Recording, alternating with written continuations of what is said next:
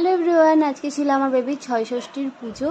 আর আজকের দিনে বলে নাকি বিধাতা পুরুষ এসে ওর ভাগ্য লিখবে, তার জন্য কিন্তু এত কিছুর আয়োজন। আর দেখো, ওকে কাজলের টিপ ফিপ পরানো হচ্ছে, নতুন জামা পরানো হয়েছে। আর আমার ভাই ওকে কোমরে আর গলায় কালো কাট পরিয়ে দেবে, এটাই হচ্ছে আমার শ্বশুরবাড়ির নিয়ম। আর আমার ডেলিভারির আগের দিনের ব্লগটা তোমরা দেখেছো, আর ডেলিভারির দিনের অর্ধেক ব্লগটা আমি করেছিলাম, কিন্তু তারপরে আর কমপ্লিট করা হয়নি ব্লগটা, কারণ আমার ডেলিভারির পরই বেবির একটু ছোট ইস্যু হয়ে গেছিলো, যার কারণে আমাদের কারোর মনও ভালো ছিল না, তাই ব্লগটাকে আর কন্টিনিউ করা হয়নি। এখন কিন্তু ঠাকুরের ইচ্ছে আমার বেবি খুব ভালো আছে। আর তোমরা কিন্তু দু হাত ভরে ওকে আশীর্বাদ করো, ও যেন এইভাবেই সবসময় সুস্থ স্বাভাবিক থাকে, আমার সাথে যেন ভালো করে থাকতে পারে।